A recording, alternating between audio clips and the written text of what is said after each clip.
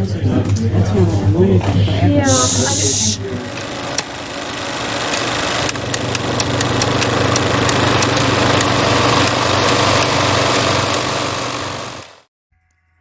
welcome back to Reactioncast. It's your host, Jesus, aka Tyrant Dominus, and today we're talking about Spider-Man Brand New Day.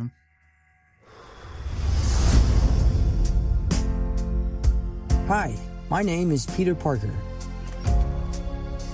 You don't remember me, but we used to know each other. Something bad was going to happen, and the only way to stop it was to make everyone forget about me. Because I'm not just Peter Parker. I'm Spider-Man. The hell, Frank? You just hit me with a van! Quit your whimpering. Suit yourself.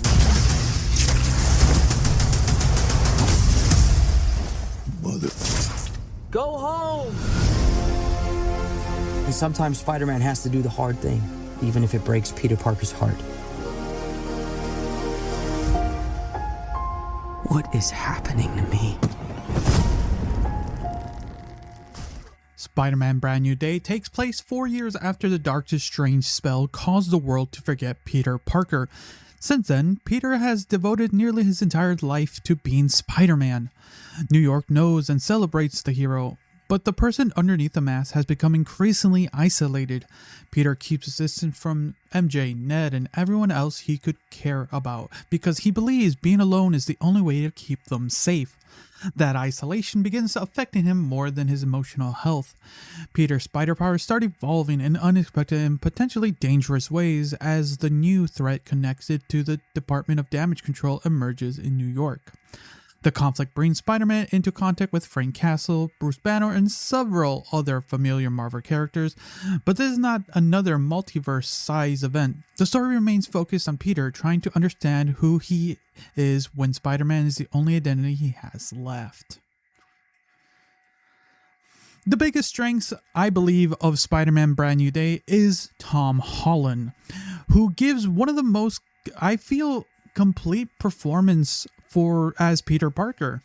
Holland has always handled Peter's awkward humor and youthful energy well, but this movie asks him to play someone carrying years of grief, guilt, and isolation. Peter understands why he's allowed the world to forget him. MJ and Ned are safer without Spider-Man pulling them into danger, but knowing that does not make the sacrifice easier to live with. Holland communicates that conflict without constantly explaining it. You see it in the way Peter watches the people he used to know and in the hesitation that appears whenever his old life comes within reach. Underneath, everything is a question he does not want to admit he's asking. Did I really make the right choice? That gives the movie its emotional foundation. Peter is still heroic and compassionate, but there is an exhaustion underneath him now. He no longer feels like the teenagers Tony Stark recruited in Civil War. He feels like an adult learning that responsibility can be lonely, unfair, and deeply painful. Director Destin Daniel Cretton, I blame. God dang it, name, man. Builds the story around that growth. Peter has convinced himself that the isolation is noble, but the movie gradually reveals how destructive that belief has become. He's not only choosing to be Spider-Man, he's using Spider-Man to avoid being Peter Parker. That idea explains the comparisons to Sam Raimi's Spider-Man 2 that I've been seeing around. In kind of both films, Peter's emotional condition being affected his abilities and turning that internal struggle into the physical one. But what I feel Brand New Day is not as narratively simple as Spider-Man 2, but it understands the same basic truth that the strongest Spider-Man story usually begins with what is happening to Peter Parker. On top of that, Zendaya also gets more of a mature version of MJ to play. MJ still has her dry personality, her ability to notice what everyone else is hiding, but still continues building a life that no longer includes Peter. What makes their dynamic work in this is that the film does not treat MJ like a prize for Peter to simply need to win back. He remembers their entire relationship, but she does not. Zendaya plays that distance with sensitivity. MJ can recognize Peter's pain without pretending she shares the memory she no longer has. That makes the relationship more heartbreaking and honestly more honest. The movie respects Peter's sacrifice while allowing MJ to decide who she is now. Jacob Batalon? I think that's your brand. Jacob Batalon? Well, yeah. Has a less dramatic material as Ned, but his presence still matters because he represents another part of what Peter's life that he gave up. The first half, Peter's loneliness is especially by placing him back where Spider-Man belongs, moving through New York, protecting civilians, dealing with the street-level criminals. This is the friendly neighborhood Spider-Man promised at the end of No Way Home. The city feels populated by costume villains who already exist within the world. Scorpion can appear with his mechanical tail. Tombstone can operate within the criminal underworld. Smaller threats can pass through Peter's routine without each one needing a full origin story. That gives New York a comic book texture that has sometimes been missing from the MCU Spider-Man films. And it also shows why the city loves him. The public sees an optimistic hero who arrives whenever someone needs help. They do not see the exhausted person behind the mask. Spider-Man represents hope to New York at the exact moment Peter is struggling to feel any hope for himself. That street-level approach also helps Frank Castle fit in a little bit into the story more naturally than what I would have expected. Spider-Man and Punisher disagree on nearly everything, especially what should happen to criminals after they're caught. Peter believes in protecting life and preventing violence from escalating, while Frank usually believes the fastest solution comes with ammunition. But that ideological clash creates one of the film's best relationships.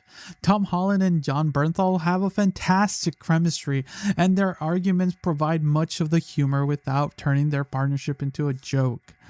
They also share something deeper. Peter and Frank both lost people closest to them and respond by cutting themselves off from the world. Peter is still trying to hold on to hope, while Frank has almost convinced himself that hope is useless. This is definitely a toned-down Punisher. Bernthal remains intense, paranoid, and dangerous, but the character's violence has been adjusted for the PG-13 Spider-Man movie. Van expected the exact version from television series and may feel some of his age being removed. But within this story, though, the lighter approach mostly works. The chemistry is strong enough that I would watch the entire Spider-Man and Punisher team-up movie. A buddy cop with these guys. While Sadie Sink, now I'm going to be honest, we're going to go into a little bit of spoilers. If you this far into my review, we're getting into spoilers, okay? Okay. Now, there was a lot of talks about Sadie Sink's character. So, this was a big surprise. She gives an emotionally committed performance as Jean Grey, whose powers create a threat Peter cannot defeat by simply punching harder. Jean can enter the mind and possess people, leaving Peter uncertain about who he can trust. What's interesting about this character is she brings an anger, instability, and vulnerability to the role, but the structure does not always support her. For much of the movie, Jean feels more like an unpredictable force than a fully developed person. The story eventually gives her more depth, but too much of that work is saved for later. Sinks delivers even when the writing asks the final act to carry more of the character development than it should. Now, on another note, let me see it. Tarmel Tillman.